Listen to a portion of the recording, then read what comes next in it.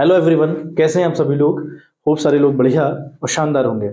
चलिए बच्चे, हम लोग बात कर रहे थे about the strategy that is how to get 90 plus marks in the accountancy, जिसमें हम लोग admission of a new partner की इंपॉर्टेंट और एग्जाम ओरिएंटेड क्वेश्चन कर रहे थे बच्चे। ठीक है, तो आज की बच्चे वीडियो आखिरी होगी और अगेन हम 6 मार्क्स वाला क्वेश्चन कैसा आता है। एक तो मैंने कल आपको बताया कि जनरल एंट्री के रिगार्डिंग आता है, एक बच्चे रिगार्डिंग द कैपिटल एडजस्टमेंट का क्वेश्चन रहता है। कैपिटल एडजस्टमेंट के क्वेश्चन या फिर जनरल एंट्री, ये कंफर्म तौर पे दोनों में से एक क्वेश्चन आपका एग्जाम में देखने को मिलेगा। बाकी 3 नंबर के क्वेश्चन कैसे रहते हैं मैंने आपको ऑलरेडी बता दिए हैं। तो आज की वीडियो बच्चे हमारी एडमिशन के रिगार्डिंग आखिरी वीडियो होगी। कल से हम रिटायरमेंट और डेथ एक साथ उस चैप्टर को हम पढ़ेंगे, क्योंकि रिटायरमेंट और डेथ में अंतर बहुत ज्यादा नहीं है। तो दोनों चैप्टर्स को एक ही वीडियो में कवर अप करने का प्रयास करेंगे। एक ही वीडियो मतलब कि एक सीरीज में 4-5 वीडियो तो खैर लगेंगी, उनमें हम उसको कवर अप करेंगे। ठीक है, चलिए बच्चे आज का हम क्वेश्चन देखें अगर, तो क्वेश्चन बहुत इंपॉर्टेंट है और कैपिटल एडजस्टमेंट के रिगार्डिंग है। तो कैपिटल एडजस्टमेंट का एक क्वेश्चन मैं आपके लिए उठा के लेके आया हूं। ठीक है बच्चे, और दूसरा जो कैपिटल एडजस्टमेंट है उसका क्वेश्चन हम नहीं करने वाले, बस हम सिर्फ इतना देखेंगे कि कैपिटल एडजस्टमेंट किस तरीके से हम लोग करते हैं। ठीक है, क्वेश्चन आप अपनी स्क्रीन पे देखें। कहता है कि A and B were partners sharing profits and losses in the ratio 3:2। A और बी दो पार्टनर्स हैं जिनका रेशियो 3:2 है। Their balance sheet as at 31 March 2018 was as follows. Capital है ए और बी की 1,04,000 ए की एंड बी की 52,000। बात करें क्रेडिटर्स है इनके पास 1,54,000 रुपए के, और इंप्लॉइज प्रोविडेंट फंड यानी ईपीएफ की बात करें तो that is 16,000 and that is the golden liability. यानी ईपीएफ फंड देकर बांटने का काम मत कर दीजिएगा, इसको रिजर्व मत समझिएगा। ईपीएफ एक अलग ही फंड है, ये इंप्लॉइज के लिए है। After the retirement of employees दिया जाता है, तो गोल्डन लाइबिलिटी है कंपनी की, यानी कंपनी की जीवन भर लाइबिलिटी ही रहती है। तो इससे बिल्कुल छेड़छाड़ नहीं करनी है। अभी भी बैलेंस शीट में जितना दिखाया गया है, जब दोबारा आप बैलेंस शीट बनाने का काम करेंगे वहां पर भी आप इसको इतना ही दिखाएंगे। नाउ बात करें वर्कमैन कंपनसेशन फंड, इस फंड के रिगार्डिंग हम देखेंगे, अगर ट्रीटमेंट होगा तो करेंगे, वरना हम इसको बांट देंगे among the old partners in the old ratio. Contingency reserve among the old partners in the old ratio बढ़ जाएगा। बात करते हैं एसेट्स की। कैश हमारे पास है 8,000, सन्नी डेटर हमारे पास है 37,600 और प्रोविजन फॉर डाउटफुल डेट्स लिखा है 1,600। अल्टीमेट बाहर दिया है 36,000। स्टॉक की बात करें 60,000, प्रीपेड इंश्योरेंस की बात करें 6,000, प्लांट एंड मशीनरी की बात करें 76,000, बिल्डिंग की बात करें 1,40,000, फर्नीचर की हम लोग बात करें दैट इज 20,000। तो ये बच्चे हमारी बैलेंस शीट में एसेट्स और लाइबिलिटीज दी हुई है। नाउ इंपॉर्टेंट इन्फॉर्मेशन क्या दे रखी है, कहता है कि सी वॉज एडमिटेड, यानी सी को एडमिट किया गया as a new partner and brought ₹64,000 as capital. यानी जो नया बंदा सी कंपनी के अंदर आ रहा है, will bring 64,000 rupees as the capital and ₹15,000 for his share of goodwill premium. यानी जितना भी उसको शेयर मिल रहा है, उस शेयर के बदले उसको गुडविल में कंपनसेट करना पड़ेगा, और वो गुडविल में कंपनसेट कितना कर रहा है 15,000 रुपीज। ये जो 15,000 रुपए गुडविल के तौर पे वो लेकर आ रहा है, ये उस बंदे को मिलेगी जो बंदा सेक्रीफाइस कर रहा है। तो हमको सेक्रीफाइस निकालने पड़ेंगे। ठीक है, the new profit sharing ratio was 5:3:2, नए रेशियो पार्टनर्स के दिए हुए हैं, तो हमको सेक्रीफाइसिंग रेशियो निकालने के लिए ओल्ड माइनस न्यू करना पड़ेगा और देखना पड़ेगा किसने सेक्रीफाइस किया। जिसने भी सेक्रीफाइस किया होगा उसको हमें गुडविल देनी पड़ेगी जो 15,000 रुपए वो लेकर आ रहा है। बात करें on C's admission the following was agreed upon. कुछ एडजस्टमेंट हमको दिए हैं जो बहुत इंपॉर्टेंट है, वो देखें। पहला एडजस्टमेंट है stock was to be depreciate by 5%, stock को 5% डेप्रिशिएट करना है। Provision for doubtful debts was to be made at ₹2,000। Provision for doubtful debt ऊपर देखो कितना का दे रखा है, डेटर्स दिया है 37,600 और प्रोविजन फॉर डाउटफुल डेट दे रखा है आपको 1,600। ठीक है, नीचे एक नई बात लिख दी कि भाई आपको पीबीडी यानी जो प्रोविजन फॉर डाउटफुल डेट्स है वो 2,000 रुपए मेंटेन करना है, जबकि ऊपर 1,600 रुपए मेंटेन कर रखा है। क्या ट्रीटमेंट होगा करेंगे बात इसके ऊपर। Furniture was to be depreciate by 10%, furniture को डेप्रिशिएट करना है 10% से। बात करें building was valued at ₹1,60,000। Building ऊपर देखो, आप बिल्डिंग दी है आपको 1,40,000 दी है, और नीचे कह रहा है कि भैया बिल्डिंग की जो वैल्यू है वो कितने रहेगी 1,60,000 रुपए रहेगी अब। और ई वाला पॉइंट कहता है कि capital of A and B were to be adjusted. ये देखो कैपिटल एडजस्टमेंट आ गया इस क्वेश्चन में, यानी जो ए और बी है उनकी कैपिटल को हम एडजस्ट करेंगे on the basis of C capital, C की कैपिटल के बेस पर। सी की कैपिटल बेस रहेगी या सी की कैपिटल के हिसाब से हम जो ए और बी है उनकी कैपिटल को मेंटेन करेंगे, एडजस्ट करेंगे बाय पेइंग ऑफ कैश, है ना, बाय पेइंग ऑफ और bringing the cash as the case में भी, जैसा भी केस होगा वो बात की बात है। Prepare revaluation account, partners capital account and balance sheet. हमें 3 चीजें बच्चे करनी है। देखो बच्चे, सबसे पहले तो बच्चे हमको बनाना है रिवैल्यूएशन अकाउंट। अब रिवैल्यूएशन अकाउंट की मैं बात करूं ना, तो रिवैल्यूएशन अकाउंट का फॉर्मेट क्या होता है बच्चे, दैट इज पर्टिकुलर्स रुपीस, पता होगा आप लोग को। अच्छा, जो हमको नीचे एडजस्टमेंट दिए हैं ना, ए बी सी डी ई के फॉर्म में जो हमको एडजस्टमेंट दे रखे हैं, उन एडजस्टमेंट के बेस पर ही हमको फॉर्म करना होता है रिवैल्यूएशन अकाउंट। मतलब रिवैल्यूएशन अकाउंट क्या है अल्टीमेटली, कि एसेट्स के बढ़ने और घटने से फायदा नुकसान कितना हुआ वो हमको यहाँ लिखना पड़ता है।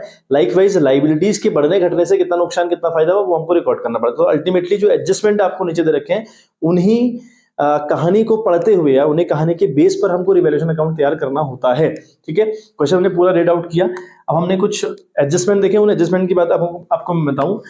कहता है कि स्टॉक जो कि बैलेंस शीट में 60,000 रुपए का दिखाया हुआ है, was to be depreciate by 5%, इसको 5% से डेप्रिशिएट करना है, मतलब कि आपका नुकसान है। ठीक है, मतलब स्टॉक के केस में आपको नुकसान हो रहा है और नुकसान की सारी एंट्री आप टू साइड करोगे, फायदे की सारी एंट्री बाई साइड करोगे। आ गई बात समझ में? चलो, हमें नुकसान हो रहा है स्टॉक से, ठीक है, लिखेंगे हम टू स्टॉक। कितना नुकसान हो रहा है बच्चे भाई, कितना है देखो, 60,000 स्टॉक की वैल्यू है, उसको 5% से डेप्रिशिएट करना है। यार 60,000 का 5% होता है 6×5 = 30, 3,000 रुपया। तुमको स्टॉक से बच्चे 3,000 रुपये का नुकसान है। ठीक है, चलिए हम बात देखें। अगला वाला कहता है कि फर्नीचर बाई 10%, फर्नीचर को भी डेप्रिशिएट करना है 10% से, और फर्नीचर की वैल्यू है कितनी by the way, 20,000 rupee furniture की वैल्यू है। ठीक है, तो 20,000 का अगर हम 10% निकालें तो इट विल बिकम 2,000 रुपी। तो हम लिखेंगे टू फर्नीचर, हमको फर्नीचर से भी नुकसान है। तो जिन जिन से नुकसान आपको होगा, ठीक है, जिस भी बात से आपको नुकसान होगा ना बच्चे, मतलब आपको अल्टीमेटली रिवैल्यूएशन अकाउंट की कहानी में फायदा और नुकसान रिकॉर्ड करना होता है। तो जिस भी बात से आपका नुकसान फायदा हो उसको यहाँ रिकॉर्ड करिए, जिस भी बात से। बेसिकली वो एसेट्स और लाइबिलिटीज से ही होता है, लेकिन कई बार कुछ चीजें हैं जो आउट ऑफ दी एसेट्स और लाइबिलिटी होती है, उनसे भी नुकसान और फायदा हो जाया करता है, तो उनको भी यहाँ रिकॉर्ड करना होता है। फॉर एग्जाम्पल अगर हम देखें तो एक सी वाला पॉइंट है, पीबीडी की बात करें ना, provision for doubtful debts was to be made at ₹2,000 लिखा है एडजस्टमेंट में। अब जबकि हम बैलेंस शीट देखें तो बैलेंस शीट में जो प्रोविजन फॉर डाउटफुल डेट है वो 1,600 रुपये ऑलरेडी दे रखा है। लेकिन क्वेश्चन ये कह रहा है at the time of admission of C कि भाई जो प्रोविजन फॉर डाउटफुल डेट है वो 1,600 नहीं होना चाहिए, वो 2,000 रुपये होना चाहिए। मतलब आपको दिख रहा है ना कि हमारा जो प्रोविजन फॉर डाउटफुल डेट्स है वो 400 रुपये से इंक्रीज हो रहा है। हो रहा है कि नहीं हो रहा? मतलब हमारा डाउटफुल डेट इंक्रीज हो रहा है। डाउटफुल डेट का मतलब नुकसान होता है, तो 400 रुपये का नुकसान को पीबीडी से हो रहा है, यानी प्रोविजन फॉर डाउटफुल डेट से हो रहा है। तो हम लिखेंगे टू पीबीडी। आ गई बात समझ में बच्चे? टू पीबीडी है ना, 400 रुपये का नुकसान बच्चे हमको ये हुआ। चलिए बात करें, एक पॉइंट दिया है कि बिल्डिंग जो कि 1,40,000 रुपये बैलेंस शीट में दिखा रखी है, को रिवैल्यू किया गया है 1,60,000 में, यानी उसकी वैल्यू अब 1,60,000 है, पहले कितने थी 1,40। बताओ बिल्डिंग की वैल्यू बढ़ रही है या घट रही है? बढ़ रही है। बढ़ने से क्या होता है? फायदा। फायदे को हम कहाँ नुकसान, सॉरी, फायदे को हम रिकॉर्ड कहाँ करते हैं? बाई साइड, तो लिखेंगे बाई बिल्डिंग। ठीक है, बाई बिल्डिंग। ठीक है, कितना बच्चे? 20,000 रुपए। तो ये थी बच्चे रिवैल्यूएशन में रिकॉर्डिंग। मतलब रिवैल्यूएशन अकाउंट में आपको सिर्फ रिकॉर्ड करना होता है फायदा और नुकसान, कहाँ फायदा हुआ कहाँ नुकसान हुआ। अच्छा, हम बात करें बैलेंस शीट में हमको वर्कमैन कंपनसेशन फंड दे रखा है और कंटीजेंसी रिजर्व दे रखा है, दोनों 10,000 रुपए दिए हुए हैं। अब जो कंटीजेंसी रिजर्व है, कंटीजेंसी रिजर्व की अगर मैं बात करूं, वो तो कंफर्म तौर पे among the old partners in the old ratio बढ़ जाता है। लेकिन जो WCR है, यानी वर्कमैन कंपनसेशन फंड है या रिजर्व है, उसके रिगार्डिंग ट्रीटमेंट होता है। ट्रीटमेंट क्या है? क्लेम हुआ कि नहीं हुआ, है ना। आपने देखा सारे एडजस्टमेंट हम लोगों ने पढ़े, सारी बातें हमने पढ़ी, कहीं दिया था उसके रिगार्डिंग कोई बात, क्लेम हुआ कि नहीं हुआ, कुछ कहा था ऐसा? नहीं। तो यानी अगर कुछ नहीं कहा था तो जो WCR है वो among the old partners in the old ratio बढ़ जाएगा, मतलब पार्टनर्स की इनकम रहेगी। और बांटने का काम पार्टनर्स को, अगर कोई रिजर्व बांटना है, कोई एक्यूमुलेट प्रॉफिट बांटना है या एक्यूमुलेट लॉस बांटनी है, तो वो हम कहाँ करते हैं बच्चे? हम वो काम करते हैं पार्टनर्स कैपिटल अकाउंट में। रिवैल्यूएशन अकाउंट में हम सिर्फ और सिर्फ इतना देखते हैं कि किस बात से नुकसान कितना हुआ उसको हम टू साइड रिकॉर्ड करेंगे, किस बात से कितना फायदा हुआ उसको हम बाई साइड रिकॉर्ड करेंगे, और अल्टीमेट प्रॉफिट और लॉस निकाल लेंगे। ठीक है, हाल फिलहाल अगर हम बात देखें इस क्वेश्चन की, अगर हम बात करें तो बच्चे हमको 20,000 का तो फायदा हुआ, लेकिन 3, 2, 5 और 400, यानी 5,400 रुपये का नुकसान हुआ। ठीक है, तो 20,000 हमने यहाँ रिकॉर्ड कर लिया, मतलब 20,000 एडिशन यहाँ भी आएगा और ऐड करेंगे तो 20,000 रुपये यहाँ भी आएगा, बोथ साइड आपको इक्वल दिखाना होगा। तो अल्टीमेटली हम लोग प्रॉफिट में है।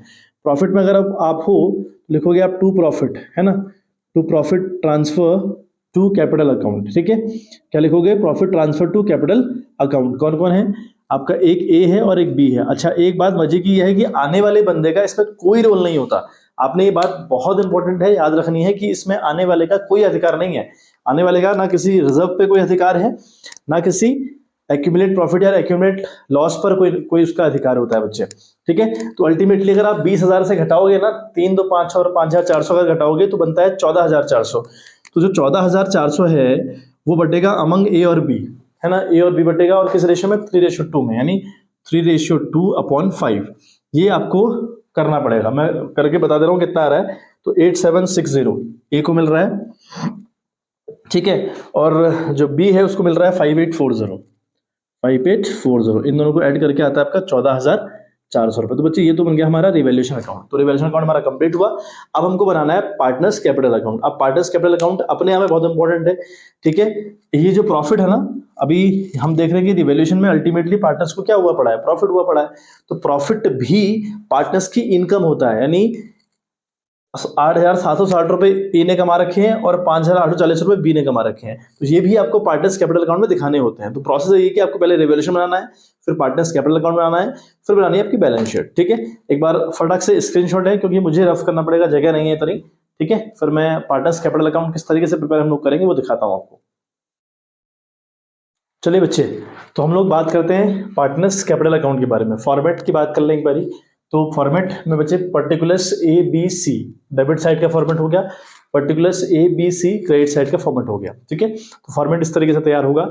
करने की टेक्निक क्या रहेगी या प्रोसेस क्या रहती है, सबसे पहले हमको लिखना पड़ेगा by balance BD. By balance BD का मतलब हुआ, आपने जो क्वेश्चन देखा, क्वेश्चन में आपको बैलेंस शीट गिवन थी, उस बैलेंस शीट में ए और बी की कैपिटल गिवन थी, that is balance brought down, यानी ओपनिंग बैलेंस है। तो उसको सबसे पहले आप लिखोगे बाई बैलेंस बीडी। ए की दे रखी थी 1,04,000 रुपए और बी की दी थी 52,000 रुपए। सी की कोई कैपिटल उस पर गिवन नहीं थी, ठीक है, क्योंकि सी तो नया पार्टनर है और वो जो बैलेंस शीट है वो बैलेंस शीट ए और बी की है, ना कि सी की। सी तो नया नया ज्वाइन कर रहा है, तो उसकी कोई बीडी होती नहीं, तो डैश कर दिया, ठीक है।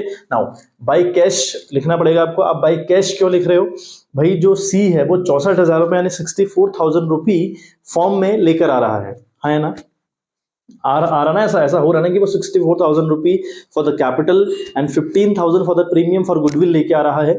दिया था ना क्वेश्चन में ऐसा, तो हमने ये बाई कैश करके लिखना होता है। अब यहाँ पे बाई कैश लिखें कि बैंक लिखें, बहुत इंपॉर्टेंट कॉन्सेप्ट है। यहाँ कैश लिखें कि बैंक लिखें। आप पुरानी बैलेंस शीट देखो, अगर पुरानी बैलेंस शीट में कैश दे रखा है तो आप यहाँ पे कैश लिखोगे, अगर पुरानी बैलेंस शीट में आपको बैंक दे रखा है तो आप बैंक लिखोगे। बात समझ में आ गई। अच्छा, हमने रिवैल्यूएशन अकाउंट बनाया, तो रिवैल्यूएशन अकाउंट में हमको प्रॉफिट हुआ, अगर प्रॉफिट हुआ है तो उसकी एंट्री भी बाई साइड करते हो, बाई प्रॉफिट ऑन रिवैल्यूएशन करके। बाय द वे अगर नुकसान हुआ होता तो उसकी एंट्री हम टू साइड करते हैं, टू लॉस ऑन रिवैल्यूएशन के नाम से। तो प्रॉफिट ऑन रिवैल्यूएशन यानी ए को जो प्रॉफिट हुआ वो 8760 का प्रॉफिट हुआ और बी को जो प्रॉफिट हुआ वो 5840 प्रॉफिट हुआ। सी का उसमें कोई रोल होगा नहीं, ठीक है। चलिए, अब हमारी बैलेंस शीट की हम बात करें तो हमको एक WCR और बाई कंटीजेंसी रिजर्व, यानी जो WCR और कंटीजेंसी रिजर्व, आप लाइबिलिटी साइड देखो, आपको WCR और कंटीजेंसी रिजर्व दिख रहा होगा। तो WCR और कंटीजेंसी रिजर्व दोनों दे रखे हैं 10,000 रुपए। अब ये जो कंटीजेंसी रिजर्व है बिल्कुल जनरल रिजर्व जैसा है, इसको तो हमेशा हर कंडीशन में है, ठीक है। आप among the old partners in the old ratio बांटते ही बांटते हो, लेकिन WCR के रिगार्डिंग पॉइंट है कि अगर एडजस्टमेंट में क्लेम हुआ पड़ा है तो उस क्लेम का ट्रीटमेंट आपको करना पड़ेगा, वरना आप बांट दोगे। अब यहाँ क्लेम तो हुआ नहीं WCR के रिगार्डिंग, तो ये बांटना पड़ेगा। दोनों का बैलेंस 10,000 रुपए, 10,000 को हम बांटेंगे 3:2 में, पुराने रेशियो में, पुराने पार्टनर्स के बीच बटेगा।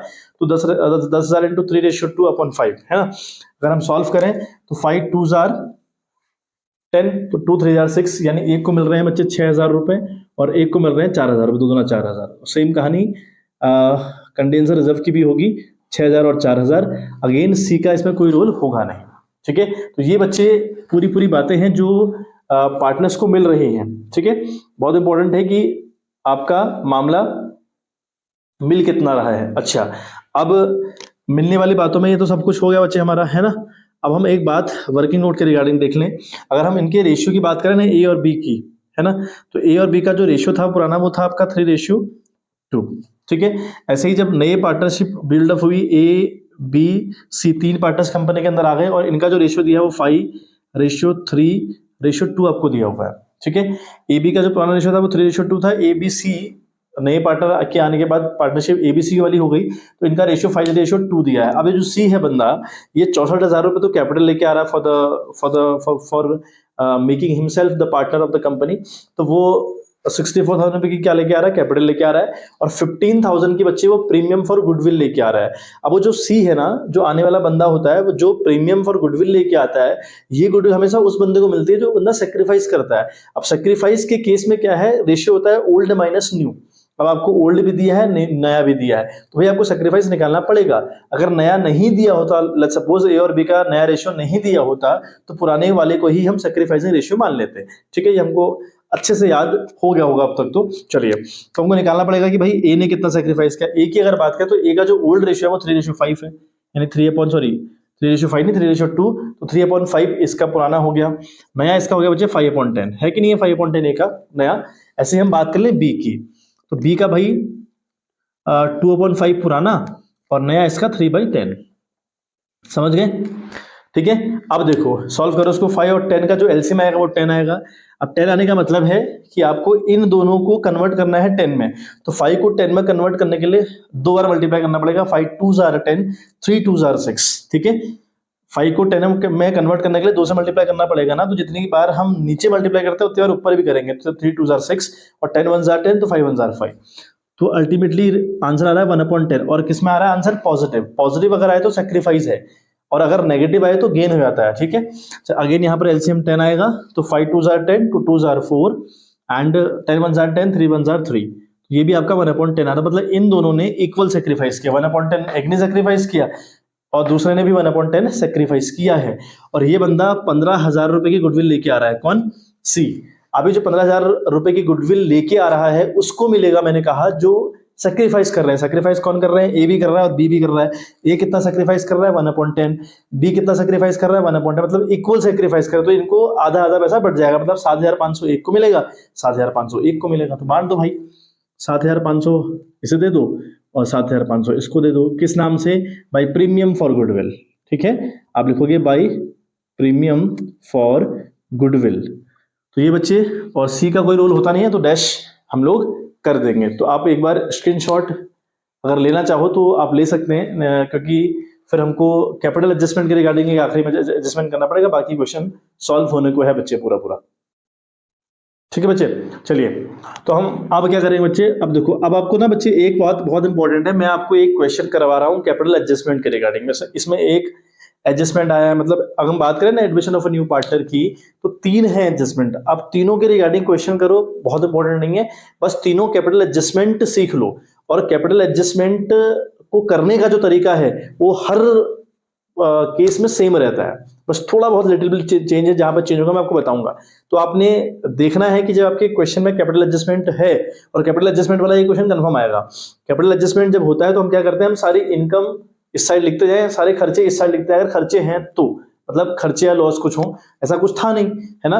कई बार आपको दिया रहेगा, मतलब आपकी बैलेंस शीट में आपको माना एडवर्टाइजमेंट सस्पेंस अकाउंट दिया जाता है, या डेफर्ड रेवेन्यू एक्सपेंडिचर दिया जाता, प्रॉफिट एंड लॉस का बैलेंस दिया जाता, डेफर्ड एडवर्टाइजमेंट एक्सपेंडिचर दिया जाता, तो उनको आप 2 साइड बांटते हैं ना, ओल्ड रेशियो में अमंग दी ओल्ड पार्टनर्स। तो यहाँ ऐसा कुछ था नहीं, वरना वो 2 साइड बढ़ जाता। तो खर्चे और लॉसेस जितनी भी होंगी उनको आप 2 साइड लिखेंगे। ठीक है, अब बाई का बैलेंस आप जोड़ लो, तो 1,04,000 प्लस 8,760 प्लस 6,000 प्लस 6,000 प्लस 7,500। अगर हम देखें इन तीनों को, जो मतलब इन सॉरी पांचों को ऐड करके 1,32,260 बन रहा है ना।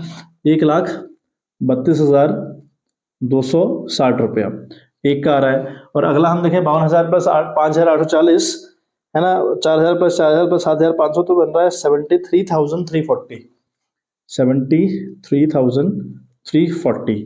ठीक है, और इसका बनेगा 64,000 रुपये। तो ये आपने किया, और सेम अमाउंट आपने यहाँ पे रिपीट किए। ठीक है, मतलब 1,32,260 और वही 73,340 सेकंड और 64,000 बैलेंस थर्ड। तो आपने फिर ये क्लोज कर दिया। ठीक है, क्लोज करने का देखिए आपने यहाँ पे 2 रिपीट की, टू बैलेंस सी डी, है ना। समझ रहे हो? देखो होता क्या है ना, आपने बाई साइड वाला जोड़ना होता है। कोई लॉस अगर हो तो जो बाई वाला जोड़ के आया वही आपने यहाँ पे रिपीट करना होता है। अगर यहाँ पे आपने कुछ लिखा है 2 साइड कोई खर्चे वाले कोई चीज लिखी है, तो उस इस अमाउंट से उस अमाउंट को हटा के जो बचेगा उसको हम बैलेंस शीट कहते हैं। अब यहाँ तो ऐसा कुछ है नहीं, तो यही अमाउंट बैलेंस शीट रहेगा आपका। समझ आ रही बात? तो 1,32,260 रुपया, और यह आएगा आपका 73,340 340, यह आएगा आपका 64,000, ठीक है, बैलेंस शीट। तो ये आपका बच्चे इतना काम आपका हो गया, ठीक है। अच्छा, अब आपको क्या करना है, अब बहुत इंपॉर्टेंट अब है बात, वो समझिएगा, ठीक है। चलिए, हमारा जो मामला अब रहेगा ना बच्चे, वो बहुत इंपॉर्टेंट है। आपको क्या करना होता है बच्चे, कैपिटल एडजस्टमेंट करने के लिए आपको क्या करना होता है, आपने यहाँ से लाइनें अब एक्सीड करनी होती है, थोड़ा सा इसको बढ़ाना होता है अपने अकाउंट को, आपने अपना अकाउंट थोड़ा सा बढ़ाना होता है, ठीक है। कैपिटल एडजस्टमेंट करने की प्रोसेस यही रहेगी हर एक क्वेश्चन में, यहाँ तक तो सेम है बच्चे, यहाँ तक की कहानी तो सेम है। आप बाई वाले को जोड़िए, टू साइड अगर कुछ है उसको घटाइए, इस बाई वाला फिगर को आपने सेम फिगर यहाँ पे रिपीट करना है, फिर इस फिगर से अगर कुछ खर्चे हैं उनको लेस कर देना है, लेस करने के बाद आपका निकलेगा बैलेंस शीट। यहाँ था नहीं, इसलिए यही मामला बैलेंस शीट बन चुका। अब बैलेंस शीट लिखने के बाद या आने के बाद आपके, मैं कह रहा हूं आपका किसी भी चैप्टर में कैपिटल एडजस्टमेंट हो, किसी भी चैप्टर में करने का तरीका सेम होगा, ठीक है। अब क्या करेंगे, इसी अमाउंट को यहां आपने रिपीट करना है with the name of by balance BD, ठीक है। सेम कहानी, यानी 1,32,260, ये वाला अमाउंट नहीं रिपीट करना, ये वाला करना है जो आएगा यहाँ पे। अभी हालांकि ये सारे सेम हो रहे हैं इसलिए ऐसा हो रहा है, वरना इस वाले फिगर को यहाँ रिपीट करके इस फिगर से खर्चे घटा के बचता है बैलेंस शीट, तो उसको यहाँ रिपीट करना होता है, ठीक है। तो कंफ्यूज मत करिएगा खुद को या रटने की कोशिश मत करिएगा। 340 और 64,000 रुपये, ये हमने काम कर दिया बच्चे। अब हम देखें, अगेन हम जाएं अपने वर्किंग नोट के पास। अब ये वर्किंग नोट ना जो मैं कर रहा हूँ रिगार्डिंग द कैपिटल एडजस्टमेंट, तो हमारे पास 3 कैपिटल एडजस्टमेट है admission of the new partner में, ठीक है। कितने हैं बच्चे, 3 हमारे पास हैं, हमारे पास 3 कैपिटल एडजस्टमेंट है इस चैप्टर में। एक केस, जब आने वाले बंदे के बेस पर, यानी जो आने वाला नया पार्टनर है उस पार्टनर के बेस पर या उस पार्टनर की कैपिटल के हिसाब से जो पुराने पार्टनर्स हैं उनकी कैपिटल एडजस्ट होती है, यही एडजस्टमेंट यहाँ पर है हाल फिलहाल। कैसे करते हैं इस केस में, हम निकालेंगे पहले total capital of the firm. आपको कुछ नहीं चाहिए, कोई भी कैपिटल एडजस्टमेंट हो, आपको total capital of the firm चाहिए हर एक केस में। आपको बस इतना पता करना आ जाए या ये निकालना आ जाए कि total capital of the firm कैसे निकाली जाती है हर एक केस में। एक केस मैंने आपको बताया कि जब आने वाले बंदे के बेस पर जो पुराने पार्टनर्स हैं उनकी कैपिटल को एडजस्ट किया जाता है, वो एडजस्टमेंट यहाँ पर है, ठीक है। तो अब उस केस में हम total capital of the firm कैसे निकालते हैं वो आपको बता रहा हूँ। आने वाला जो बंदा है वो 64,000 रुपी एज ए कैपिटल लेके आ रहा है, और जो ABC है ना, ABC जो है उनका नया रेशियो दिया है 5:3:2 दिया है। मतलब कि जो C है वो C का जो रेशियो है वो 2/10 है, मतलब कि इंटू 10/2। आने वाले बंदे का जो शेयर होगा उसका कर दोगे रेसिप्रोकल, और उसकी कैपिटल वो जितने लेके आ रहा है वो लिखो, और उसके शेयर का करो रेसिप्रोकल। ऐसा करने से total capital of the firm आ जाएगी, ठीक है। और ये कब करना है, जब आने वाले पार्टनर के बेस पर जो पुराने पार्टनर्स हैं उनकी कैपिटल को एडजस्ट किया है तब ऐसा करना है, ठीक है। अब हम अगर देखें कितना पहले सारा 2 5 10, तो 5000 5 को 20 और 5 के 30, 3,32,000 यानी 1,60,000 रुपए आ रही है ना। सॉरी नॉट 1,00,000, 3,20,000 रुपए, सॉरी यार ये आपका 3,20,000 रुपए, यानी total capital of the firm कितनी आई बच्ची, 3,20,000 रुपए आ गई। समझे, total capital of the firm कितनी होनी चाहिए, 3,20,000 रुपए होनी चाहिए। और ये प्रोसेस कब फॉलो करनी है, जब आने वाला जो पार्टनर है उसी की कैपिटल के बेस पे जो पुराने पार्टनर्स हैं उनकी कैपिटल को एडजस्ट किया जाता है। अब कि कोई भी एडजस्टमेंट हो आपको total capital of the firm निकालना आना चाहिए, बस ये अगर आपने निकाल दिया तो अब मैं जो प्रोसेस करूंगा ना वो सब में सेम रहेगी, ठीक है। बस इतनी सी बात है, जो मैंने अलग केस किया ना, इतना ही केस डिफरेंट होता है हर एक एडजस्टमेंट के रिगार्डिंग, बाकी प्रोसेस सेम। तो अब यहाँ पे क्या लिखेंगे, therefore A is new capital, यानी जो A है उसकी नई कैपिटल कितनी होनी चाहिए वो निकालो। लाइकवाइज B की नई कैपिटल कितनी होनी चाहिए वो निकालो। वो कब पता चलेगा, जब आपको total capital of the firm पता चल जाएगा। तो चल गया ना पता, तो 3,20,000 मल्टीप्लाइड बाई उसका नया शेयर A का क्या है 5/10, ठीक है। चलिए ऐसे ही B की बात करें तो 3,20,000 इंटू 3/10, ठीक है, नया रेशियो से, यानी जो आपकी total capital of the firm आई उसको मल्टीप्लाई करो A के नए रेशियो से B के नए रेशियो से, तो अपने आप निकल जाएगा मामला, ठीक है। एक का आ रहा है 1,60,000 और B का आ रहा है, इसका आ रहा है 1,60,000 रुपए और B का आ रहा है 96,000 रुपए। C का नहीं निकालना, C का दे रखा कितना लेकर आएगा, तो C का कुछ नहीं करना है आप लोग को। अच्छा, अब क्या करना है ना, अब क्या करना है, यहां एक लाइन छोड़नी है, टू बैलेंस CD लिखना है।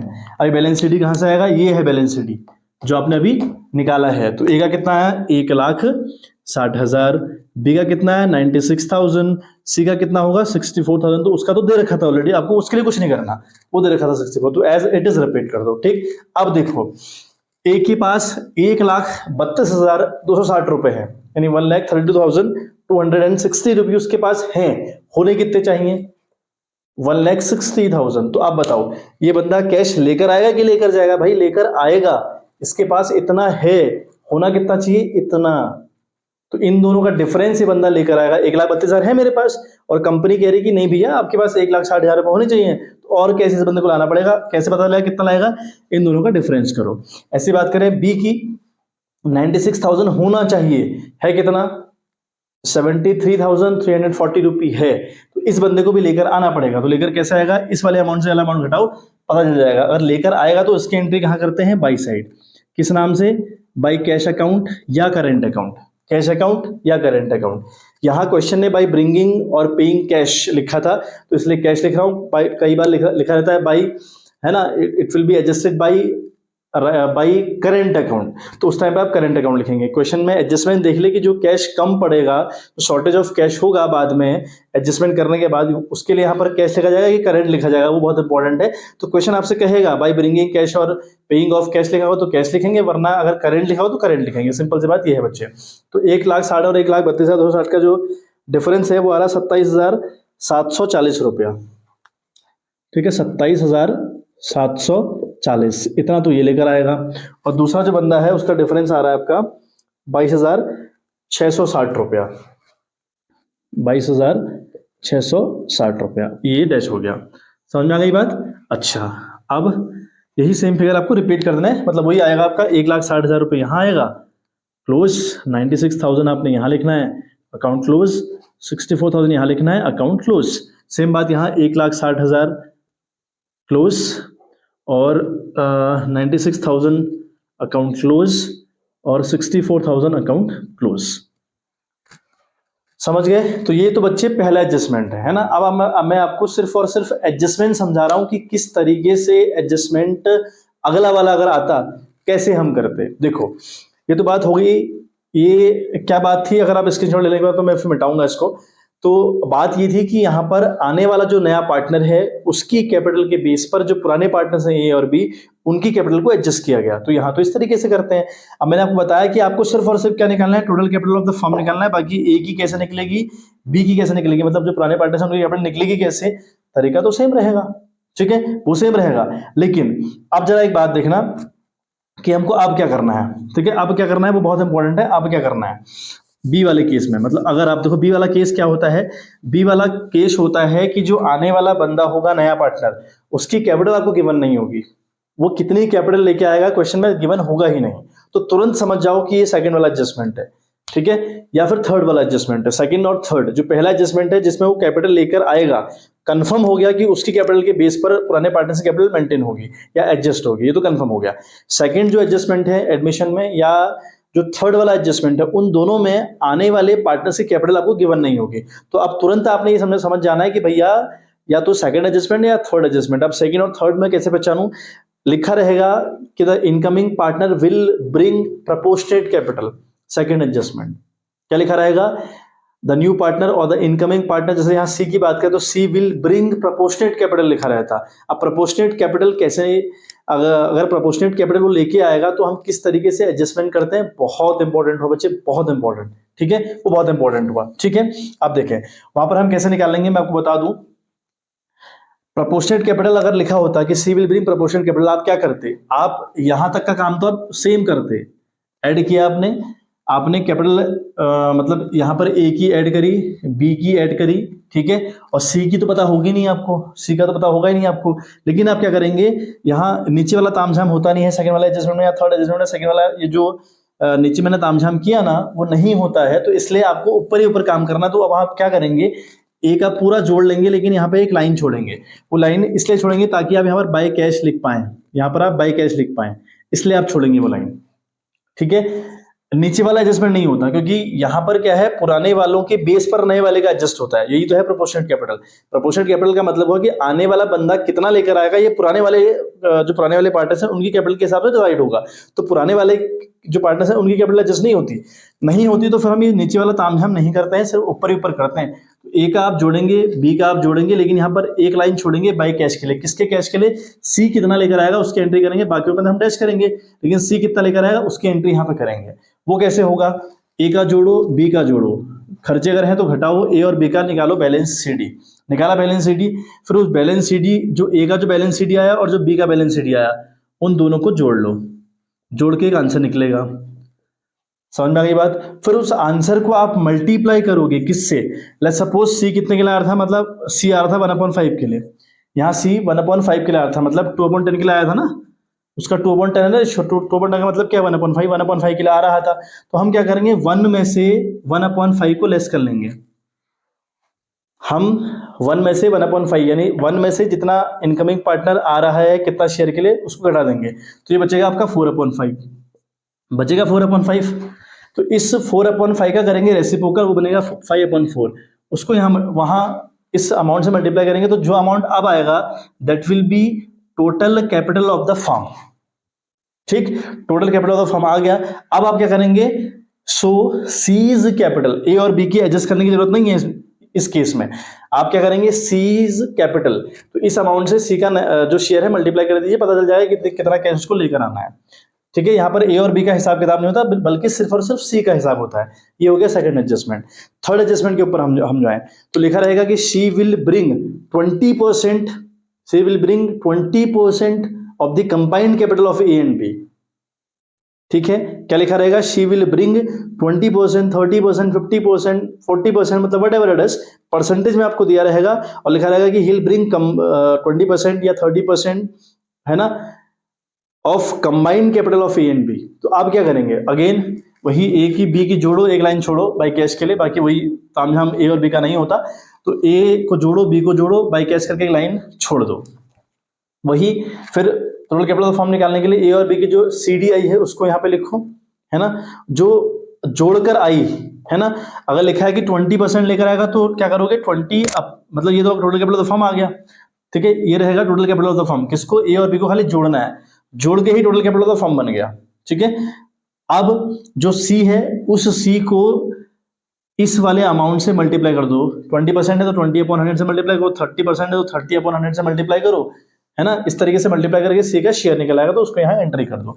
नीचे वाली नौटंकी यहाँ भी नहीं होती। तो ये कैपिटल एडजस्टमेंट है एडमिशन में। ठीक है, तो होप सो बच्चे समझ में आ गया होगा मामला। ठीक है, वो थोड़ा प्रैक्टिस करने के ऊपर है, केस प्रैक्टिस करिएगा तो हो जाएगा, है ना। और अगर बहुत ज्यादा कंफ्यूजन होगा आप लोगों को तो एडमिशन के रिगार्डिंग वीडियोस पड़ी हुई है, ठीक है, मैंने पढ़ा रखा है, आप कैपिटल एडजस्टमेंट स्पेशली वहां से भी देख सकते हैं, कोई दिक्कत नहीं है। ठीक है, तो चलिए बच्चे आज के लिए इतना ही, मिलते हैं आपसे in the next video. Bye bye, have a good day.